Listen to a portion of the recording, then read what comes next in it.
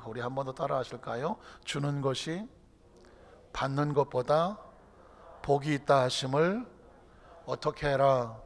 기억하라. 주는 것이 받는 것보다 복이 있다 하심을 기억하라. 아주 어렸을 때 교과서에서도 이런 이야기 했던 것 같은데, 혹시 청개구리 기억하시나요? 청개구리 하면 제일 먼저 뭐가 떠오를까요? 바나나. 엄마가 동쪽으로 가라 그러면 서쪽으로 가고, 집에서 있으라면 튀어나가고, 나가 놀라 그러면 집구석에 저 밖에서 안 나오고, 그냥 엄마가 얘기하는 거를 무조건 옳고 그름을 떠나서 무조건 반대적으로 행동할 때 청개구리가 그런 행동을 했습니다. 그러니까 마치 반항아적인 어떤 상징같이 보이기도 합니다. 그러면서도 청개구리 하면 또 떠오르는 건 뭐냐면, 그 청개구리 엄마의 마지막 유언이죠. 마지막 유언. 세상을 떠날 때가 되었는데 이놈의 자식이 산에다가 나를 묻어달라 그러면 어디다 묻을 것 같아요? 개울가에 갖다 처박을 것 같으니까 붙잡고 사정하지 않습니까? 제발 좀 나를 어디다가, 개울가에다가 묻어달라 하지 않습니까? 정말 이놈은 평상시 맨날 꼬꾸라던 놈이라 내가 개울가 했으니 산꼭대기에다 묻을 것이다 생각을 했다는 그 엄마의 마지막 유언이라는 단어가 그 스토리 속에 담겨져 있죠.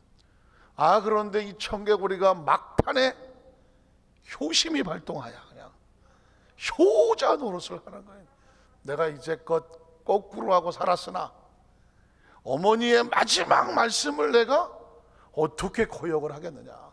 그러면서 그 마지막 유언만큼은 지켜드리자. 어디다가? 개울가에다가 그냥 시신을 안장해 놓고 비만 오면 아이고 우리 엄마 시신 떠나러 간다고 운다는 이야기가 있는 거죠. 그게 가끔씩 가다 보면은 말을 막 안 듣고 반대로 막 이 청개구리 같은 놈아 그렇게 얘기하지 않습니까? 그 얘기했더니 또 청개구리가 화를 냅니다. 왜 그 당신 아들하고 나하고 비교하냐. 나는 그래도 막판에 우리 엄마 얘기를 들었다고. 또 별로 반응이 없었어요. 사실은 뭉클거리는 것은 뭐냐면, 그렇게 반대로 하던 청개구리가 어머니의 마지막 말에 대해서 그래도 한쪽 구덩이에 새겨놓고 그걸 지켰다고 하는 이야기는, 물론 그 스토리의 저자와 또 다른 의도일지 모르지만 굉장히 중요한 의미가 담겨져 있다고도 합니다. 사실은 우리 신앙생활 하다 보면 성경 속에서 마지막 장면들이 나오거든요. 예수님도 마지막 장면을 할 때 그 마지막 레슨, 마지막 최후의 만찬, 마지막 승천하시기 전 제자들의 가슴 속에 꼭 새겨주고 싶었던 그 마지막 레슨이 있단 말이죠. 그래서 우리는 성경을 읽을 때에 다 중요한 말씀이지만 그 마지막에 담겨진 예수 그리스도의 의도에 대해서 더 깊이 좀 가슴에 품어야 되는 것은 아주 중요한 것이죠. 오늘 사도행전은 성령행전이고, 성령을 받은 사도들이 복음을 전거하고 선교하는 과정 가운데 벌어지는 장면인데, 우리는 계속해서 지금 바울이 에베소 교회 장로들과 그리고 재직들을 놓고 마지막 그 가슴 속에 품고 있는 어떤 얘기를 내가 해주고 여기를 떠날까, 이 사람과 오늘과 어떻게 마지막에 가슴에 새겨줄 수 있을까라고 하는 이야기가 담겨져 있다는 것입니다. 그러니까 성경을 대하는 이 말씀 앞에 서 있는 우리의 마음의 자세는 뭐냐? 바울이 에베소에 있는 재직들 앞에서 어떤 심령을 가지고 마지막으로 그 말씀을 가슴속에 새겨두기를 원했을지를 오늘 저와 여러분도 우리의 심령 가운데 그 심령을 받는 마음으로 오늘 말씀 앞에 또 말씀을 받기를 주님의 이름으로 축복합니다. 사도행전 20장 24절에 보면 사명자에 대한 세 가지 질문이 나옵니다. 자, 한번 보겠습니다. 내가 달려갈 길과 주 예수께 받은 사명이라고 나오고 있습니다. 우리는 첫 번째 사명자에 대한 세 가지 질문인데, 첫 번째는 뭐냐면 사명은 누가 주시는가. 오늘 성경에 보니까 내가 달려갈 길과 주 예수께 받은 사명입니다. 오늘 저와 여러분이 각자 맡고 있는 사명은, 이 사명을 누가 주었는지에 대한 정확한 출처가 나와야 되죠. 내게 주신 사명은 누가 주셨다? 예수 그리스도. 저와 여러분이 여기까지 달려왔잖아요. 달려온 길, 그리고 지금 내게 주어진 사명은 예수 그리스도께서 내게 주신 것이라는 것입니다. 그러니까 우린 모두 예수 그리스도로부터 사명을 받은 사명자라고 그랬죠. 그래서 우리 교회 성도들 이름은 모두 다 명자다. 꼭 기억하셔야 돼요. 잊어버릴까 봐 하는 사명자. 사명을 가지고 있는 사람은요, 목숨을 겁니다. 앞으로 나오겠지만 기억하십니까? 마라톤을 할 때 42.19km를 뛰잖아요. 왜 마라톤일까요? 왜 마라톤이에요? 그 마라톤 전쟁에서 자기 편의 승리를 알리기 위해서 42.195를 달려왔다니, 쉬지도 않고 달려와서 우리가 이겼어 하고 쓰러져 죽었다는 거 아닙니까? 그 승리의 소식을 어떻게든지 자기 국민들에게, 왕에게 알리기 위해서 미친 듯이 달려왔어요. 그건 사명이죠. 사실은 처절한 사건입니다. 중간에 왜 쉬고 싶지 않겠으며 조금 더 어디 좀 시간을 보내갈 수 있지만 그럴 수가 없었어요. 뭐 때문에? 사명 때문입니다. 여러분, 우리는 사명자입니다.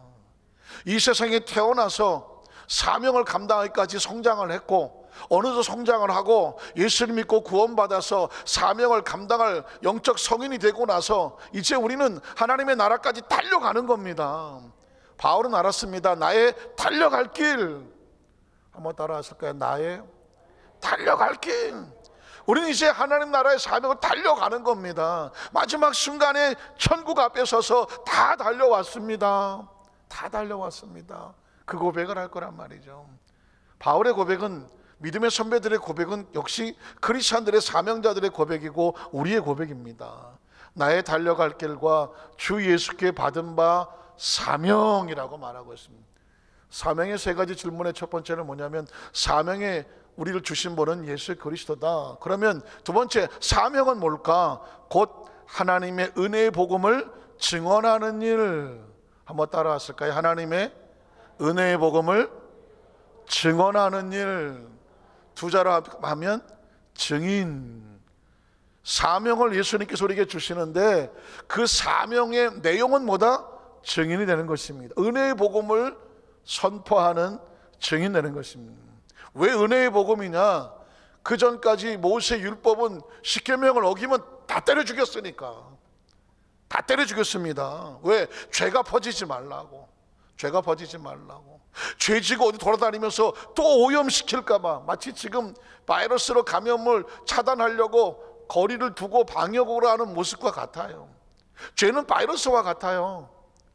죄는 나 혼자 죄를 짓고 있는 게 아니라 이 죄가 돌아다니면 다른 사람 오염을 시키거든. 그래서 그 죄를 지면 그 구약시대는 다 때려 죽였습니다. 주일날 안식일을 범하면 돌로 쳐서 죽였습니다. 도둑질하도 죽였고, 뭐 해도 죽이고 처참했습니다. 왜냐하면 하나님은 죄를 미워하시니까. 초창기에 율법은 그랬습니다.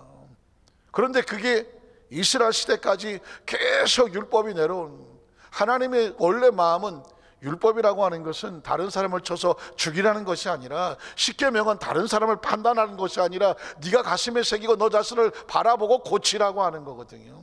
율법은 그래서 거울이라고 말하는 것입니다.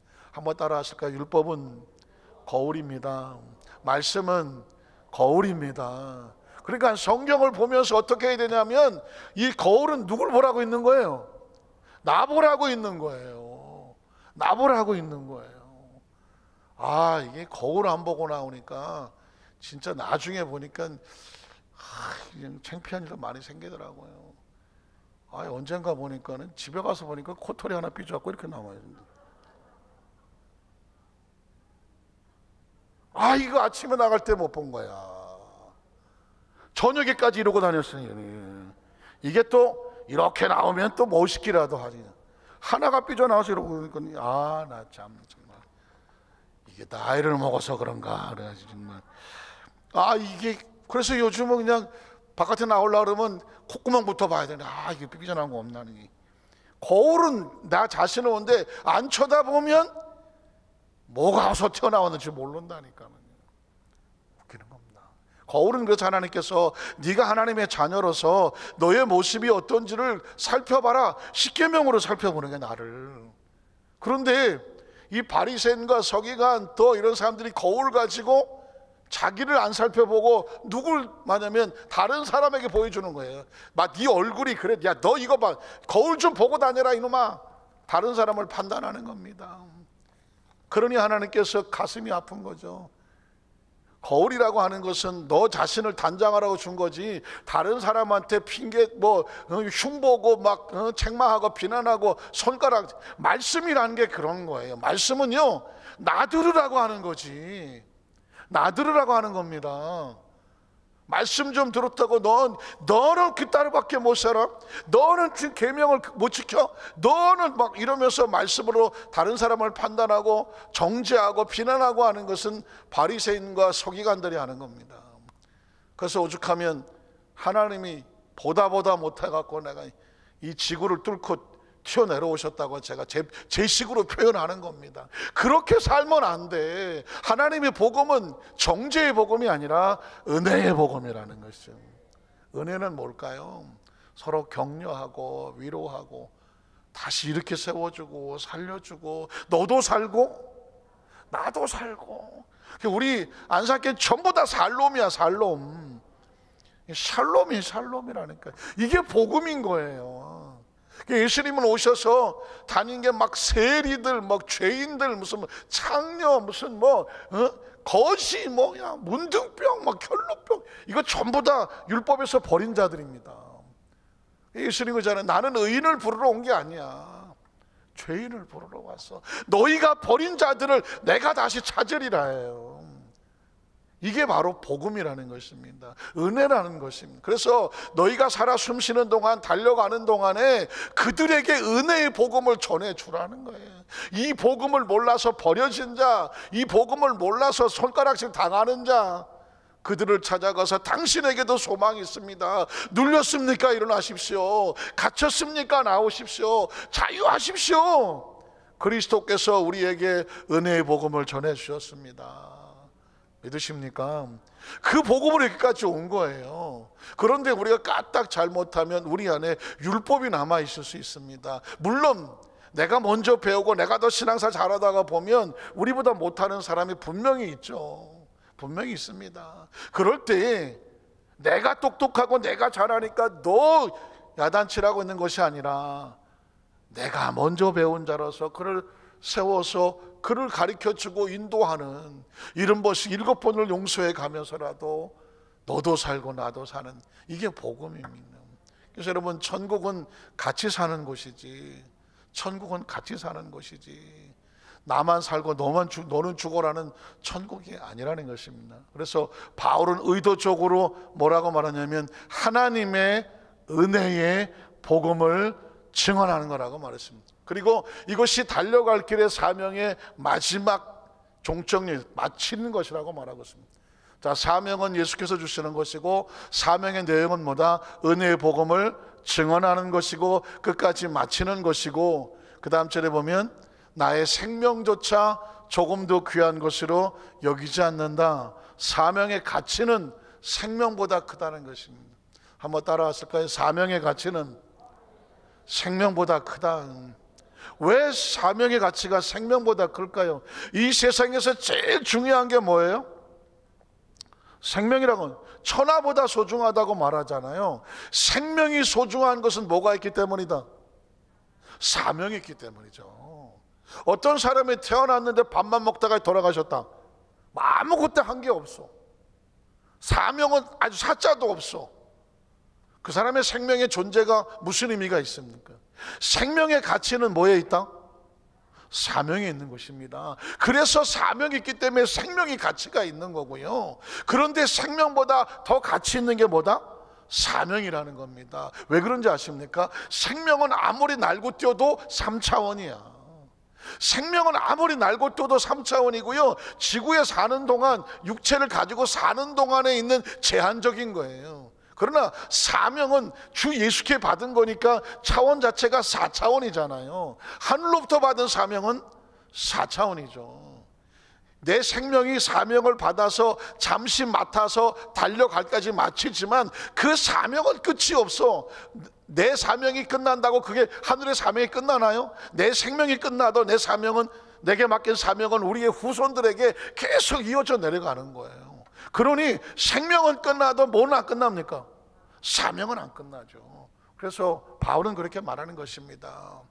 내가 이 사명을 감당함에 있어서는 내 생명을 조금도 귀한 것으로 여기지 아니한다. 사명을 위해서는 생명도 던지겠다는 것입니다. 왜? 생명은 나의 것이지만 사명은 하나님의 것이잖아요. 그러니까 이 생명은 누구로서 존재하느냐? 사명으로서 존재하죠. 예수님도 사명 때문에 오시지 않았나요? 세상죄를 지고 가는 하나님의 어린 양, 양은 사명입니다. 희생의 제사로 사명이고요. 하나님 일하시니 나도 일한다, 사명 때문에 일하셨고요. 겟세마네 동산에서의 몸부림은 뭐냐? 육체는 살고 싶은 거예요. 생명은 살고 싶은 거예요. 고난의 잔이 지나가게 해달라고 하는 건 생명의 소리입니다. 그러나 내 뜻대로 맛이 없고 누구의 뜻대로? 아버지의 뜻대로는 사명이거든요. 그럼 뭐가 더 중요합니까? 생명이 중요합니까? 사명이 중요합니까? 사명이 중요하죠. 사명을 깨달은 사람은 그 생명은 무한한 가치가 있습니다. 상상이 안 됩니다. 그러나 사명이 없는 생명은 그냥 생명일 뿐입니다. 그래서 어느 정도 인생을 살다가 보면 내가 이대로 그냥 먹다 살다 갈 것이냐, 아니면 내 생명의 존재 가치가 그래도 의미가 있도록 사명으로 살 것이냐, 이건 사명자들이 깨닫는 것이죠. 오늘 이 생명의 가치는 사명이 있다고 말씀을 드렸거든요. 오늘 사도 바울은 사실상 자신의 마지막 그 메시지를 그 에베소 장로들과 에베소에 있는 재직들에게 자신의 사명이 맞춰지니 이제는 당신들이 에베소 교회의 사명을 지키시오라고 하는 사명이 전수되고 사명이 선포되고 사명에 대한 가치와 목적과 유의를 선포하고 있는 것입니다. 저와 여러분이 평생 하나님 말씀을 듣고 말씀 앞에 선다면 하나님 말씀 듣는 이유가 뭘까요? 사명이에요. 도대체 우리가 어려서부터 국민학교, 초등학교는 왜 다닙니까? 사람답게 살려고. 중학교는 왜 다니는 겁니까? 고등학교 가려고 다니지 뭐. 고등학교는 왜 다닙니까? 대학 가려고. 또 뭐 상고나 공고 나와서 직장 하려고. 대학은 왜 갑니까? 뭐 좀 들은 게 있어야, 뭐 공부한 게 있어야 사명을 감당하지 않겠습니까? 장가는 왜 갑니까? 어쩌다 보니까 갔습니까? 부모는 왜 됩니까? 자식이 있어야 돼. 부모는 사명이잖아요. 자식도 사명이고. 할아버지는 왜 됩니까? 손주가 났으니까 할아버지가 됐어 내가. 그래서 이건 사실 가만히 보면 사명인, 다 사명. 군대는 왜 갑니까? 사명입니다. 회사는 왜 있습니까? 자기 분야에 대한 사명이 있는 겁니다. 물론 경제 원칙으로 먹고 살기도 해야 되겠지만 왜 먹고 삽니까? 사명입니다. 교회는 왜 있습니까? 복음을 전면 사명이 있는 겁니다. 우리가 사명이 없으면 사실은 생명은 아무 의미가 없습니다. 그래서 사명을 일찍 깨달은 사람들이, 사명을 일찍 깨달은 사람이 사명을 감당하려고 준비하고 감당할 능력을 가지고 준비하고 뒤늦게 깨달았다고 할지라도 사명을 붙잡고 가는 사람은 나중에 자기 인생의 삶을 돌아섰을 때 후회가 없는 겁니다. 나는 사명을 다했던. 그런데 해놓고 나서 뒤돌아봤는데 한 게 없어. 그것처럼 허무한 건 없는 것입니다. 사명의 가치는 그렇습니다. 오늘 바울의 이야기가 절절한 것은 뭐냐면 자신이 그 사명을 감당하는 데 있어서 자기는 자기 생명을 조금도 귀한 것을 여기지 않았다. 돌로 때리면 얻어맞았고, 죽이려고 하면 그냥 끌려 감옥에도 갔고, 누가 그냥 바구니에다 내려주면 성에 내려왔고, 무슨 뭐 어디 뭐 풍랑도 만났고, 오해도 받았고, 뭐 별놈의 소리를 다 들었고, 그럼에도 불구하고 하나 주 예수가 받은 바 사명, 하나님의 은혜의 복음을 증거하는 것을 마치는 데 있어서는 내 생명을 귀중히 여기지 않았다고 말하는 것입니다. 그러니까 오늘 저와 여러분이 하나님 앞에서 고백해야 될 것은 뭐냐면, 그러시겠죠? 하나님도 우리가 인생을 마치 하나님 앞에 섰을 때 좀 상투적으로 들릴지 모르겠지만 너는 뭐 하다가 왔냐? 혹시 그러지 않을까요? 아니면 그렇게 묻기도 전에 섰을 때, 하나님 앞에 섰을 때 내가 뭐라고 해야 될 텐데, 주여 우리는 뭘 하다가 왔습니다 라고 하는 그 무엇을 하다가 왔다는 그 무엇이 뭘까요? 사명입니다. 사명. 목숨보다 소중한 것은 사명이다. 32절에 보면 지금 내가 여러분을 주와 및 그네의 말씀에 부탁하노니, 하나님의 말씀에 대한 축복 세 가지가 나오는 것입니다. 두 가지가 나오는데, 이 사명자들을 세우는 것은 뭐냐면 하나님의 말씀이거든요. 그래서 이제 바울은 이 두 번째 포인트를 가면 하나님의 말씀의 축복에 대해서 사명과 연관을 시킵니다. 자, 지금 내가 여러분을 주와 및 그 은혜의 말씀에 부탁한다는 거예요. 이제 사명자들이 붙잡을 건 뭐냐? 하나님의 말씀을 붙잡는 것입니다. 말씀에 붙잡혀서 말씀의 근원이 되는 것이죠. 그러니까 사명, 제가 그렇습니다. 도대체 성경에 하나님 말씀을 듣는 이유가 뭐냐라고 물었습니다. 사실은 모두가 사명자를 처음부터 갖지 않기 때문에 어떤 사람은 죄를 해결받기 위해서 나오십니다. 어떤 사람은 병들어서 고침받으러 나오신 분도 있고, 어떤 사람은 뭐 사업이든 가정이든 물질로 어려워서 정말 하나님의 은혜로 정말 그 축복을 해서 나온 사람도 있고, 또 어떤 사람은 정말 죽을 병에 있다가 살려고 나온 사람도 있고, 또 어떤 사람은 정말 하나님에 대한 이 선구의 소망을 가지고 나온 사람도 있습니다. 근데 이건 다 뭐냐? 동기야, 동기. 그 동기를 위해서 하나님 앞에 나왔음. 그래서 그 가운데 하나님의 은혜도 받고 응답도 받고, 그리고 이제 말씀을 통해 성장하면서, 영적인으로 성장하면서, 내가 하나님을 알았으니, 하나님의 자녀가 되었으니, 천국을 알았으니, 그럼 이 땅의 삶을 살면서 내가 어떻게 살아야 될까? 그때 깨달아지는 것이 바로 사명이거든요. 그러니까 하나님의 말씀을 앞에 쓰는 이유는 뭐냐? 하나님에 대한 사명에 대한 것을 말씀을 통해서 다롭게 무장을 하고, 영적인 충전을 하고, 그리고 말씀의 진리를 깨달아가면서 하나님께서 원하시는 것에 말씀에 붙잡힌 바가 되기 위해서 오늘 말씀 앞에 서는 것입니다. 지금 내가 여러분을 주와 및 은혜의 말씀에 부탁한다. 두 번째, 그 말씀이 여러분을 능히 든든히 세워간다. 사명자들을 세우는 능력은 어디서 나올까요? 말씀에서 나옵니다. 말씀이 여러분을 든든하게 한다고 말합니다. 한번 따라 하실까요? 하나님의 말씀이 우리를 든든하게 합니다. 제가 아주 수십 년 전에 제일 듣기 싫었던 소리가 뭔지 아십니까? 순복음교회 성도들은 말씀이 없어갖고 맨날 할렐루야 하고 막 기도만 하고 그냥 말씀이 있어야지. 그냥 말.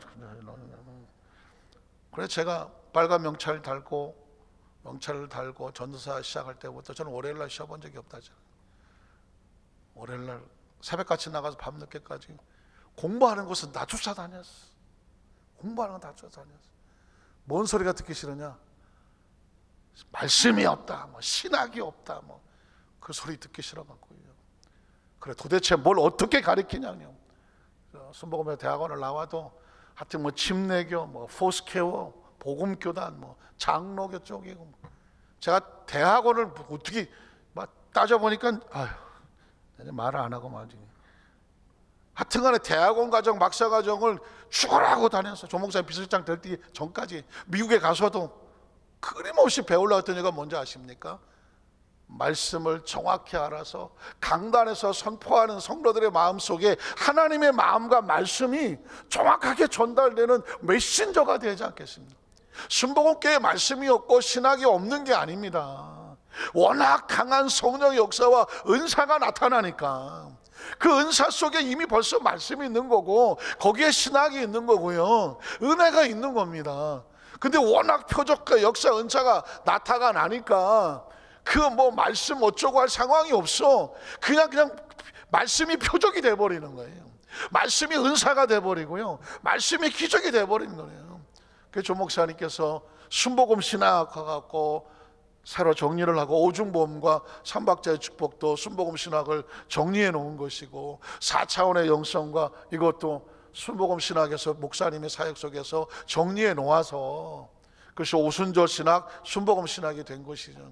요즘은 제가 안기청 연합회장을 하지만 그 회의를 가서 이렇게 목사님들 뭐 설교하는 거나 목사님 기도하는 거 들어보면 내가 혀를 내두릅니다. 이 누가 순복음교회 목사야? 다 성령이야. 다 성령. 깜짝 놀랐어요. 정말 안사람 복받은 교회 또 지역에 여기는 보니까 목사님들이 뭐 앉아갖고 성령이 뭐야 이런 사람이 하나도 없어.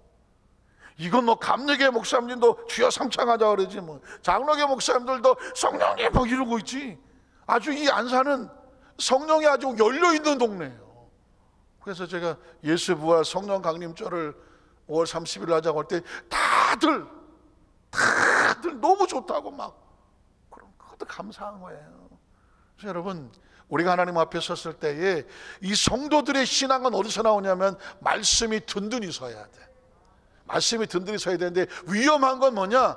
내가 말씀으로 나만큼 말씀 많이 하는 사람 나보라 그래 그러면서 아까도 마치 다른 사람을 평가하거나 비난하거나 아 이거 무식한 거 뭐 이러고 나가면 이건 은혜의 복음이 없는 거죠. 그래서 은혜와 진리라고 말씀과 은혜라고 말하는 것은 뭐냐면 율법과 복음이라고 말하는 것은 원리 원칙과 뜨거운 가슴입니다. 머리는 냉철하지만 가슴은 뜨거워서 정확한 진리에 의해서 뜨거운 마음으로 신앙생활을 하는 사람이 균형 잡힌 신앙생활입니다.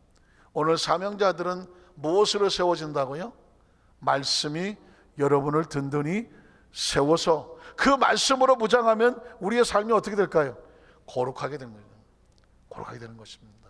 내가 뭐 아무리 뭐 어떻게 거룩하게 내가 해야지가 아니라 말씀이 내 삶에 들어와서 말씀을 붙잡으면 우리의 삶이 세상으로부터 분리된 거룩한 삶이 저절로 되어가는 것이죠. 그래서 우리 여도수 안산교회 성도들은 어떻게 해서든지 말씀이 늘 귀에 들리게 하고 말씀이 늘 눈에 보게 해야 되고 말씀이 마음판에 묵상되게 해야 되고 그래서 오늘 뭔가 내가 하려고 하는데 본능적으로 나를 움직이는 것은 하나님의 말씀이 되게 하는 거예요.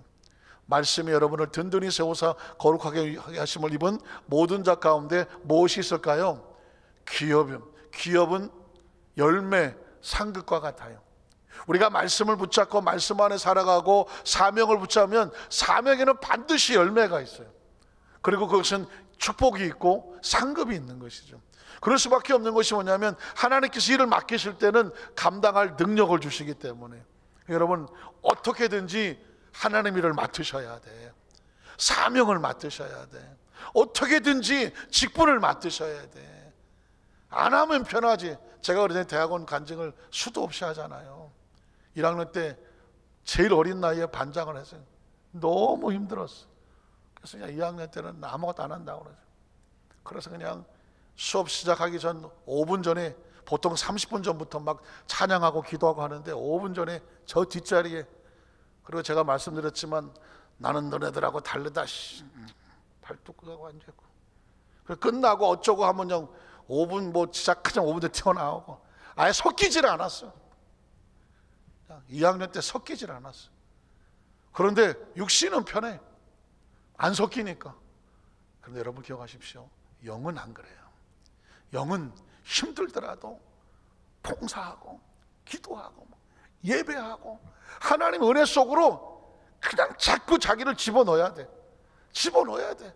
물론 뭐 괴롭히고 뭐 속상하게 하고 막 억울하게 하고 힘들게 하는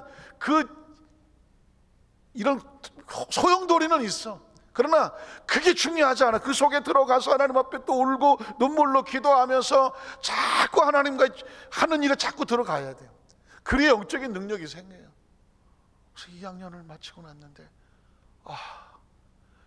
이제 신간이라고 그러죠. 세상 말로 신간은 변하는데 영의 힘이 없어. 영이 없어. 자기가 알잖아요. 야, 내가 하나님 일을 해야 하나님 능력을 주신구나. 그래서 3학년 때 졸업반에는 총학생회 할 때 제가 일부러 회장을 해봤으니까 총무를 나가겠다고 한 거예요. 쉽지 않았어요. 여기서 여기 나가서 정견 발표하러 나가는데요, 나는 그렇게 떨리긴 처음이야. 일을 할 때는 강단에 서서 뭐 설교를 하든 찬양 인도를 하든 뭐 광고를 하든 사회를 보든 그게 그냥 자연스러웠어. 1년을 쉬니까 아무것도 안 돼. 여기서 저기 나가는데 덜덜덜 떨리고.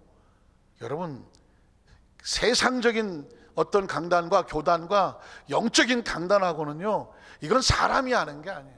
이 강단은 하나님이 기름을 부어서 할 수 있도록 능력을 줘야 하는 것이지, 내가 이 나이에 그걸 못하겠어.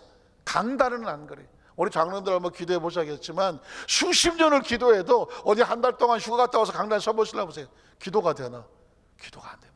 다시 또 준비해야 돼.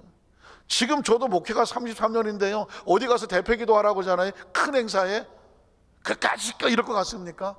어림도 없습니다.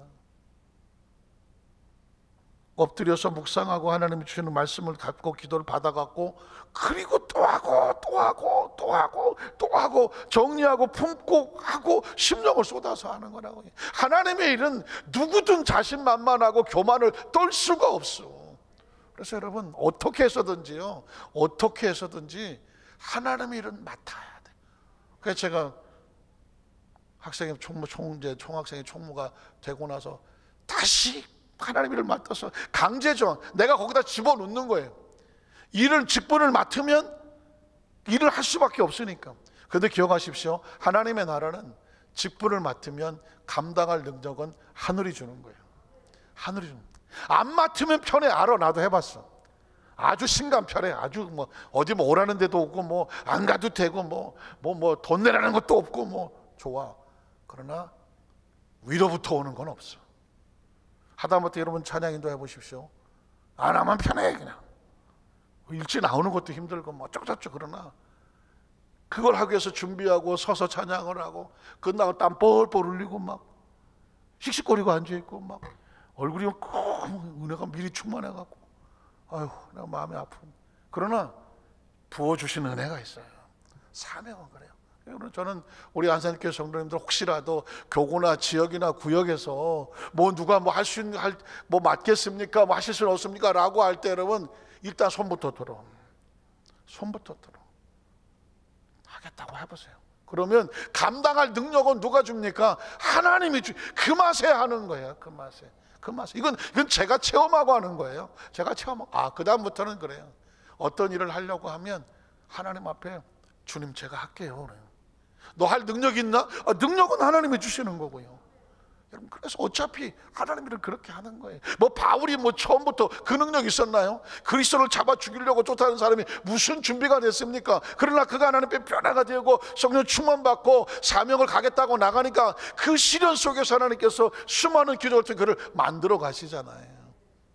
원래 사명자들은 그렇습니다. 그 다음 절은 뭐라고 말할까요? 범세럼의 모든 오보문을 보여준 바와 같이 바울은 자신이 다른 사람에게 본을 보여주기를 원했습니다. 이게 또 사명자들의 또 법칙 중에 하나인데요, 어떤 사람이 자기 길을 가잖아요.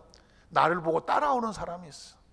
그래서 신앙의 사명자들이 가장 중요한 것은 뭐냐면, 우리가 최선을 다하면은 누군가 날 보고 따라와. 누군가 날 보고 따라와. 그래서 그 사람이 나를 보고 모든 날 내가 당신 때문에 내가 내 사명을 가는데 당신처럼 따라갔더니 이런 일꾼이 됐다라고 말하는, 그게 사명자의 보람 중에 하나예요. 저는 예도수 안산교회 성도들, 우리 장로들 계시고 직분자들 계시는데 누군가 나를 보고 저분처럼 신앙생활 하고 싶고 저분처럼 봉사하고 싶다 하고 모든 날 돌아서 봤는데 날 보고 날 따라하고 내가 모범이 돼서 그 사람의 신앙생활에 영향을 미칠 수 있는 그런 통로가 되시기를 주님의 이름으로 축원합니다.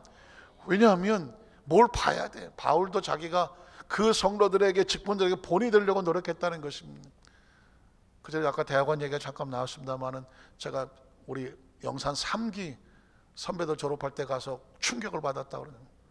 충격을 받은 게 뭐냐면, 아니 그때 한 분이, 그때는 우리 상을 조 목사님이, 조영기 목사님 이름으로 다 줬거든요. 궤근상, 3학년 2학기 우수상, 총우수상, 봉사상. 아니 조영기 목사님 이름으로 상을 4개나 받더라고. 졸업식이나 순서가 뭔지 다 제껴놓고 야, 뭐 이런 세계가 다 있네. 조 목사님한테 상을 4개나 받는 사람이나 거의 혼자 리사이트를 하는 거예요. 그래서 제가 그걸 안 봤으면 제가 그런 꿈이 없어. 그 자리를 딱 보는 순간에 하나님, 내년에 제가 저 4개 다 받을게요 그랬어. 여러분은 아무도 아멘 안 하잖아. 뭐 저도 별로 이렇게 자신이 없었어. 저 상은 내가 다 받겠다고 그랬어요. 그 생각을 해봤어. 일단 공부를 열심히 해야 돼. 3학년 2학기에 전체 성적이 좋아야 돼. 그 다음에 개근을 해야 돼. 결석하면 안 돼. 또 하나는 뭐냐? 봉사를 하니까. 그래서 제가 총학생회 총무를 나간 거예요. 그냥 가만히 있어도 되는데. 그래서 총학생회 총무를 나가서 그래 일단 봉사상은 됐어. 의정부 성전에 동두천 맡아서 이제 빨간 명찰 달고 교구장을 동두천을 했어요. 전곡은 아시나? 전곡? 제가 맡은 교가 전곡까지. 그땐 차도 없잖아요. 시외버스 타고 다니고 그랬어요. 기차 타고요. 그리고 저녁에 여의도까지 와서 공부하고 밤 11시 끝나고 집에 가고 새벽에 4시에 나오고 그러게 했었어요. 왜 그렇게 했어요? 상을 받아야지. 결석 안 하려고. 그리고 죽어라고 공부하고. 그래서 여러분 그 다음에 제 졸업식 때는 제가 리사이트를 했잖아요.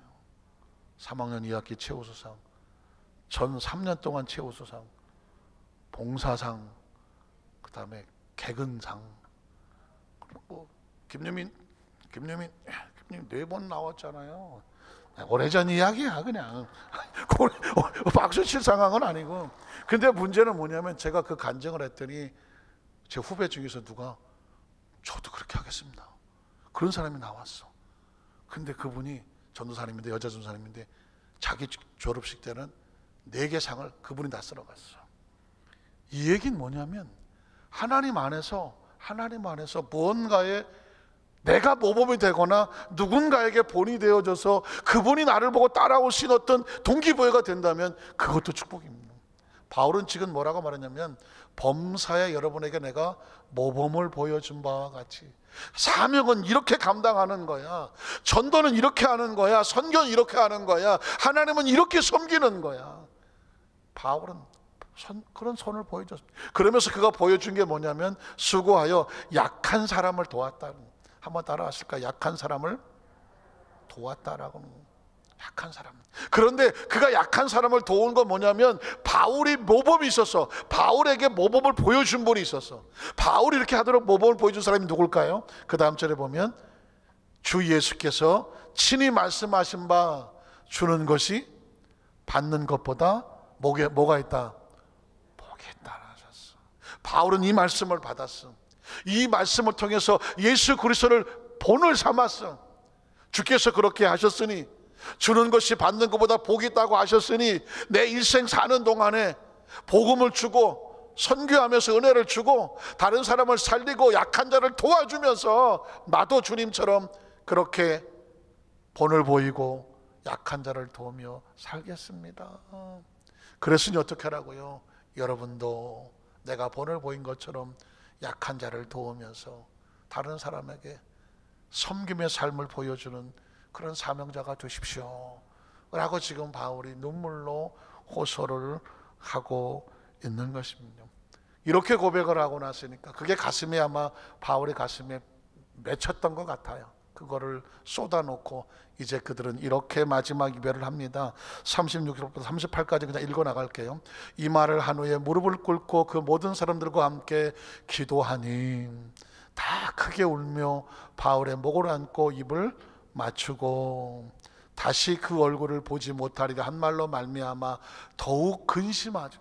인간적인 이별이라 근심하지만 그러나 하나님의 사명을 위해서 배에까지 그를 전송하며 서로를 간절히 축복하면서 이제 다시 보지 못하지만 어디서 만날까요?